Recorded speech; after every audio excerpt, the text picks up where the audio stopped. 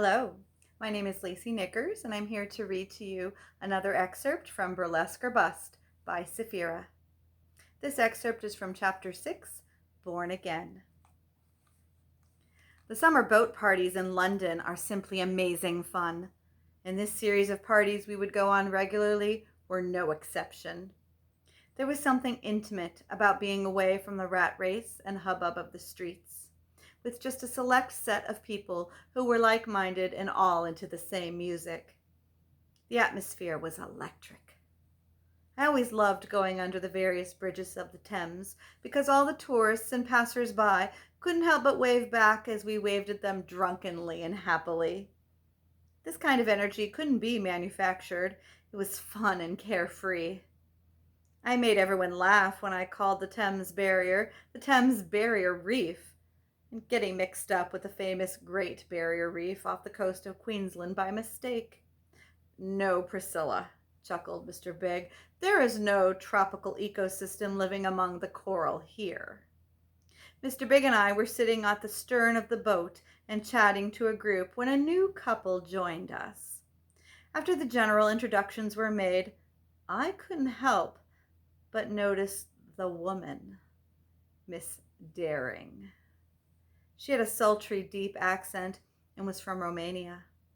Her voice was the perfect complement to her beauty. A dark pair of eyes flickered underneath long eyelashes. She had olive skin and was about my height. To make polite conversation, I asked her what she was doing in London and how long she had lived in the city. "I'm here because I am a performer," she explained in her deep, throaty voice. "I've been here for 2 years because I wanted to get experience as an artist, and there was a lot of work in the city." I agreed with her and mentioned I was a belly dancer and was starting to create a website and a stage name. "Where do you perform?" I asked. "And what is it you do?" She smiled coyly and brought out the mobile phone that was buried deep in her jeans pocket. As her colored nails slid down her hips and across her groin, I couldn't help the wicked thought that flickered across my mind. I was finding myself deeply attracted to her. She produced a phone and started scanning through photos to show me. I pretended to look at the images with a casual interest, but my heart was racing because in each image she was becoming more and more naked. She had an amazing body. "What kind of place is this?" I asked. "I've never seen anything like it. What kind of dancer are you?" She smiled and opened her moist, ruby-colored lips to say one word. The word that would change the course of my life forevermore. I sometimes think what it would be like to be able to freeze frame these life-changing moments and place them in a photo album. My eyes focused on the contours of her pouty mouth as she spoke burlesque. I had never heard of it before, but I loved the way it sounded, especially the way she said it. "Burlesque?" I repeated, checking I got it right. "Yes, that's it," she said. "Burlesque. You know, you should come to one of our shows. You'd love it. Everyone gets dressed up. It's like you have stepped back in time." "I want to," I said. "I want to come." We exchanged numbers, and she sent me the address of one of the few clubs putting on burlesque shows. When it was time to go to the show, I agonized over what to wear. The belly dancing attire was not the right mood. This was 1920s, the Weimar Republic, flapper girls. At last I settled on a corset and a pair of fishnets with fringed underpants. The club was in Notting Hill, and it was called the Whoopie Club. As I stepped through the ornate golden entrance, I walked underneath a huge, imposing chandelier. I was entranced. Mystical creatures emerged from every corner. Girls walked down the stairs, topless but for a wire bra circling their breasts. The female compere greeted me at the door in a top hat and tails. with a handlebar mustache drawn on with eyeliner. Her lips sparkled with glitter, and her eyes were ablaze, amplified by huge eyelashes. Everyone in this place looked larger than life. Couples danced in perfect rhythm on the dance floor. I ordered a glass of wine and sipped nervously, waiting for my friend to arrive. This was an old theater. Everything about the patrons and performers intermingled. It was hard to tell who was who. I didn't know where fantasy met reality or the other way around. The large velvet curtain beckoned, housing a secret behind its dark drapes. I was eager for the show to begin. The compere who had greeted me at the door loomed up on stage as the music rose to a crescendo. "Ladies and gentlemen, boys and girls, Damen und Herren," she called in an exaggerated German accent. "Welcome to the Whoopie Club. Please sit back and enjoy the show." As the curtain rose, the performers appeared, and I felt it again. I felt the pull. It came from a deeper, more private place inside me this time. I knew I wanted to be a part of this. But it was more than that. It was as if I hadn't found this, it had found me. This burlesque show was a heady cocktail of pseudo-erotica. Seeing the headliner of the show perform was what clinched my destiny. I feel the decision had been made without me being asked.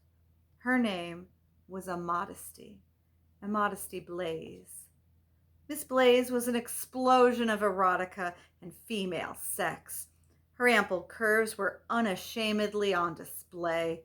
She had a glorious full figure, huge bosom and hips that shook with all that God had gifted the female species.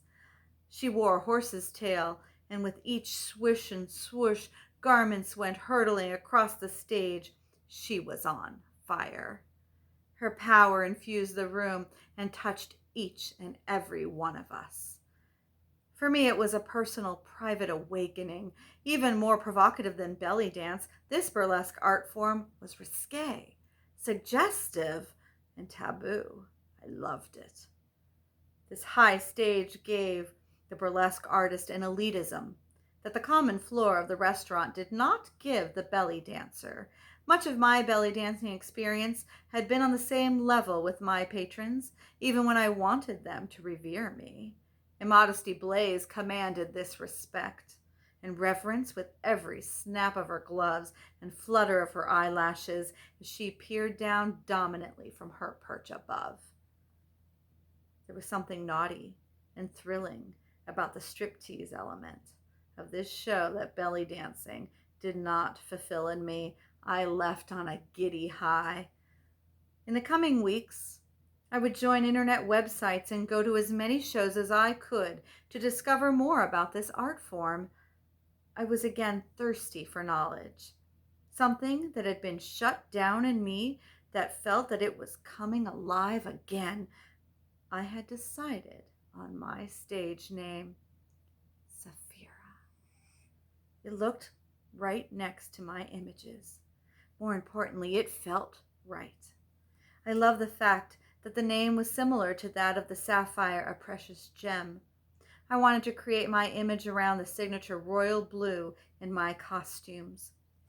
I didn't have much for a costume budget, but I had my eye on a corset in Southampton that was aptly called the Kylie, as the one and the same famous Australian singer was touring her showgirl show. Costuming became my new obsession and a constant reinvention. It was an investment, too. I was thrilled when a casting call went out online. It was an unpaid gig, but it was going to be filmed at a restaurant cum bar near my house in Clapham North called Lost Society. I eagerly replied to the email. I couldn't wait to debut my new act in my Kylie showgirl costume. Mr. Big was a true champion. Only hours before the gig, he was wiring my ostrich feathers to the staves of my do-it-yourself feather fan kit. There is another mantra that is especially relevant to my career in burlesque. Fake it till you make it. In this instance, I was going to have to fake it. I had only just finished assembling my feather fans and had never actually practiced at all when I dashed out of the house to perform my first debut. I had bought nipple tassels and double-sided tape, and I was particularly nervous about performing the striptease and tassel twirling. Backstage was alive with hustle and bustle. I was thrilled to be part of this exciting underworld. Performers gossiped, others chivied for a position in the mirror to apply the final daubs of glitter and glue, and others still had headphones in, quietly drilling their act over and over before the curtain call. There was no curtain as such in this little bar, but it had a lovely wooden floor and low beams across the ceiling, giving the venue a kind of cozy intimacy. The time whizzed past, and suddenly it was my turn to go. I took a deep breath and held up my fans to shield my entrance and create anticipation. The music rolled and I came alive. First one glove came off and then the other. I turned my back and writhed seductively, removing my corset. I unfastened each hook and then I was ready for the final reveal. It was perfect. As I stood there bouncing, my nipple tassels were twirling energetically as if living a happy life of their own. The entire performance went off without a hitch. The audience burst into thunderous applause, and I felt a rush from head to foot. Something touched me deeply, gripping my heart. The baby lioness who had been shunned for wiggling her dancing tail, the wounded child who had been excommunicated with harsh rebuke, the conflicted teenager and distressed young adult, the woman whose wails in a psychiatric hospital had gone unheard, all came up inside me, one by one, to take their bow and have their moment. This wasn't just for me in my present adult form. This was for all of the representations of womanhood at all ages within me. I felt a profound gratitude towards these beautiful, applauding people with glorious, smiling faces. I would never see many of them again, but with each clap, a little piece of me was put back into place. I was being rebuilt. It was a transformation, a new foundation. I felt whole. Sapphira was born, and I was born again. There was no shame here. There was no retribution and no chastisement. There was happiness and liberation. I felt totally confident and experienced a real rush of adrenaline. I was piecing myself back together. It was a joyous celebration. I left the stage and walked on clouds. Once backstage, I gave a little butterfly to all the performers and promoters who booked my act. It was a thank you to them for being part of my life-changing transformation. I made a vow that night. I vowed I would share what I had experienced, the gift I had been given, with the world. I wasn't sure how that would transpire, but in my heart, I made the commitment. I was ready to tread whatever path presented itself. Thank you.